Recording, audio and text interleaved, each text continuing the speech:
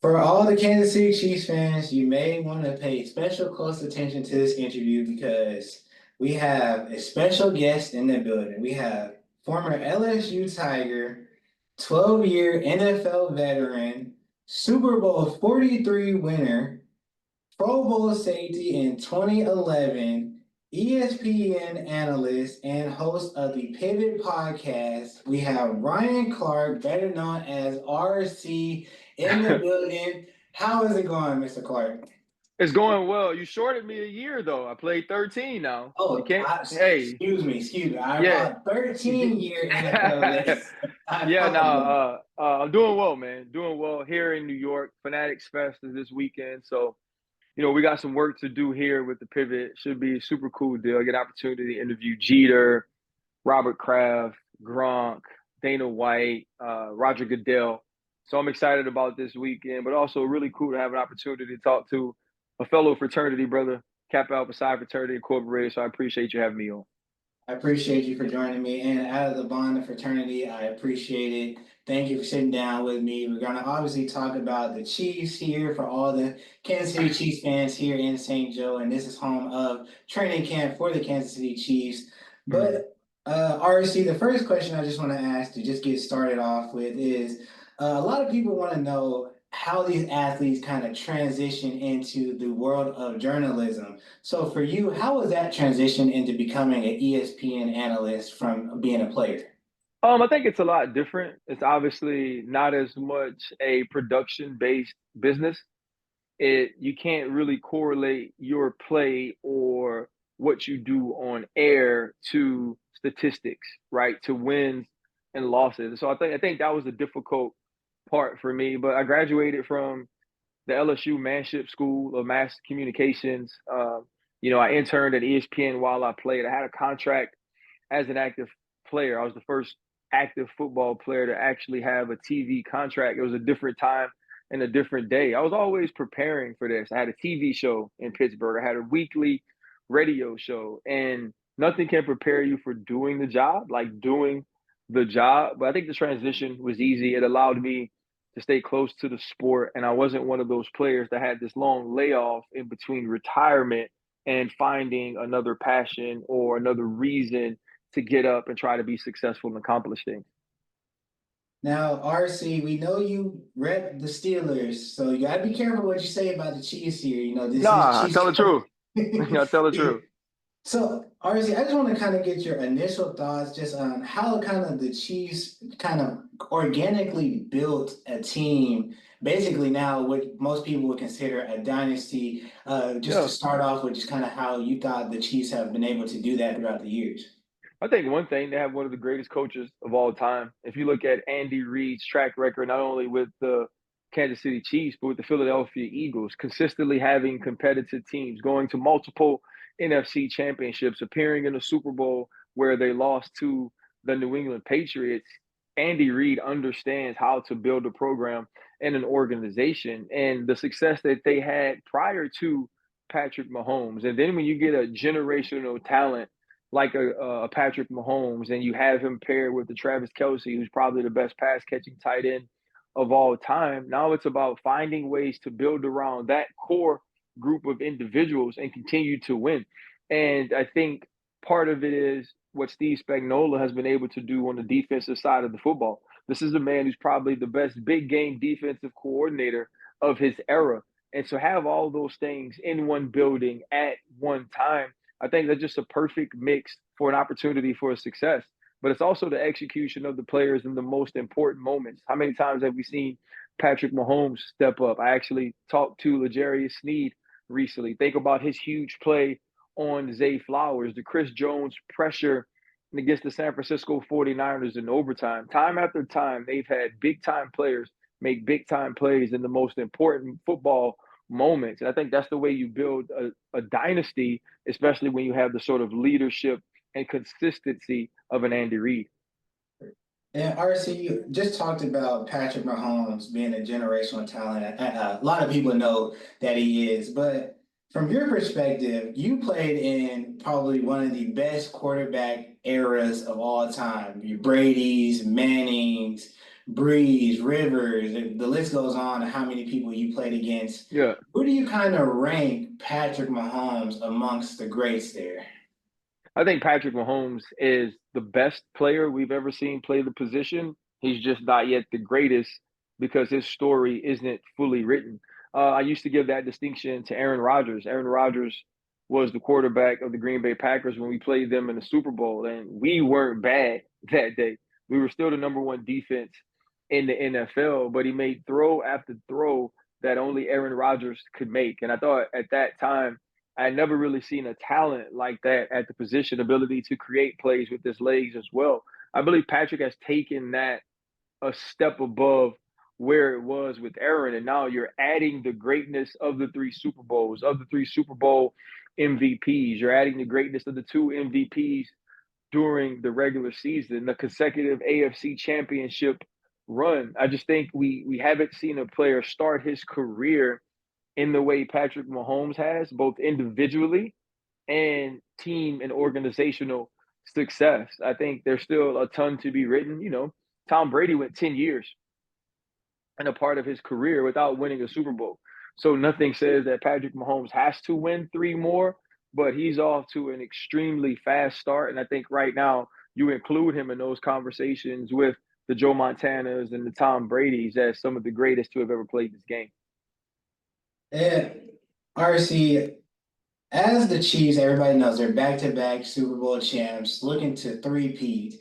For yourself, this is going to be a two-part question. For yourself, there's a lot of things that people don't get to see the ins and outs, the practices, just everything that goes into winning a Super Bowl. So the first part of this question is how hard is it just to win the Super Bowl in a Yeah. season? And then how hard is the aftermath of trying to repeat that championship and then have everybody gaining for what you accomplished in the year before?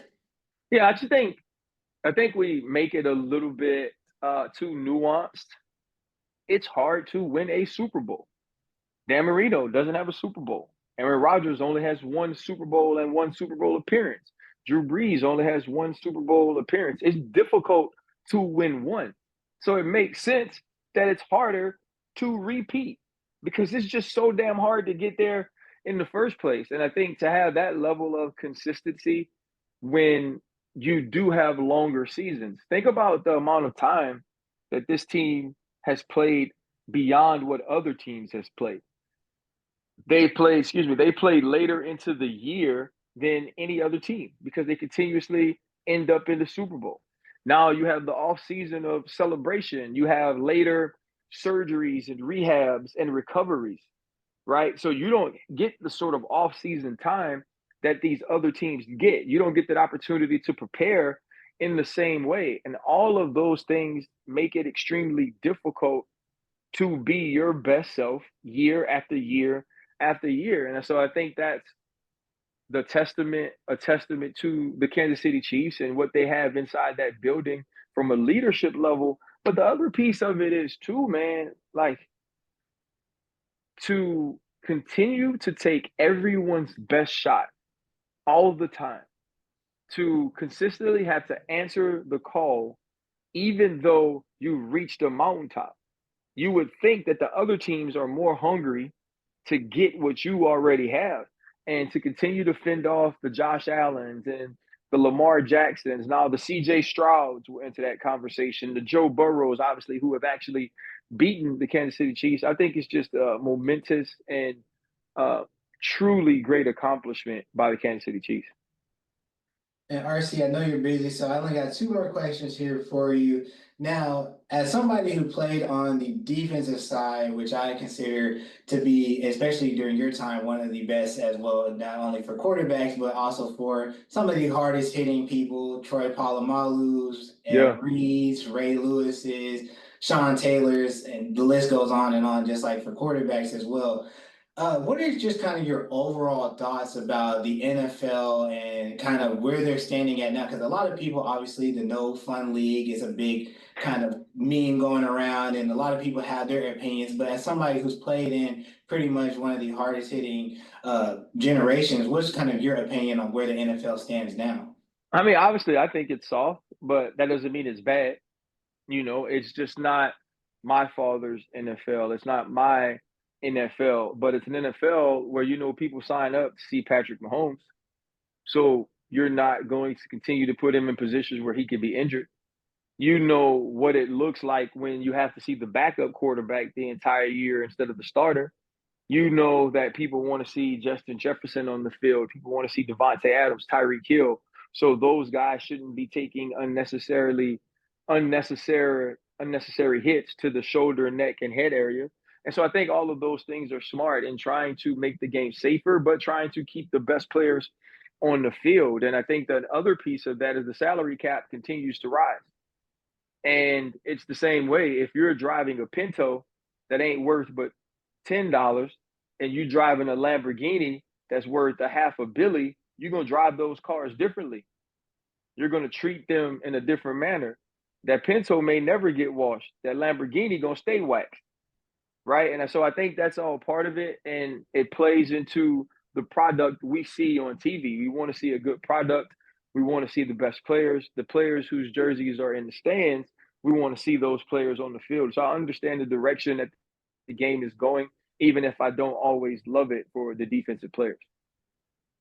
Now, RC, my last question for you here is obviously there's going to be a lot of kids that are probably going to tune into this and that are going to be inspiring journalists like yourself or want to be at your level later in their life. Is there anything, advice that you could just probably give to some Yeah. young journalists that are out there? I think the first thing is do the work. As I mentioned early on, you can't get better at this job without doing the job, without going out and making the mistakes and falling on your face every now and then, being a little bit embarrassed about how much work you actually need to put in order to improve. I think people saw some things in me early on in my career as a football player. And when I listen to those things or I see those things, I think to myself, I can't believe I was that awful or I can't believe I was that bad. So I think it's one about just continue to do the work, continue to be very self-aware and honest with yourself about how you need to grow and talk about and do things you're passionate about. Um, you can't always be forced into this box, right? Believe what you can do, know what you can do, and work to prove that you can do it to others. And I think other than that, man, have fun, right? Like people who pick journalism don't pick journalism because they just don't want to be a contractor. They pick journalism because they enjoy doing it, because it brings them a level of joy. That joy should be seen in what you write. That joy should be seen in what you say. That joy should be seen in what you edit. And I think if you can display that to people and people can feel that when you do your job, you can be extremely successful. All right, RC, well, I appreciate you taking the time out, talking some football, talking Chiefs with me, and just letting everybody know just a little bit how you think about the upcoming season here. So we Yeah. appreciate your time, appreciate everything. And I just want to do something real quick because I saw an interview here and I just want you to react to what I'm going to say here, okay? I saw this in an interview. I'm going to say one word, I'm going to see what comes to your mind here, okay? Okay. Achievement. Achieving, bro. So you letting out the secrets on air, right? That's what you doing. Not, That's what you not doing. on Hey, air. hey. So you out here, letting dig secrets out for other folks, huh? No, I'm not. I'm not. I'm gonna leave it alone. I just wanted to see what your reaction was gonna be. Man, it's so crazy. You know, uh, I crossed the sands, man, in '01, and it's so cool to see the young kids and the neos and many brothers that are young in the bond succeed and to have an opportunity to show other people who are outside of what we do that there's a reason we go through what we go through, we sacrifice what we sacrifice, and we call it a brotherhood. And this is part of it, right? To have an opportunity to help our brothers and be a part of their achievement, their journey. So I appreciate you giving me the time. Appreciate it. Well, you guys can find RC, ESPN, First Take, Get Up, RCDC, everywhere. The Pivot Podcast. RC, Yeah. once again, we appreciate you for coming out and thank you for having the time to interview with me. I appreciate it so much. My man, every field of human endeavor. Yes, sir. Thank you.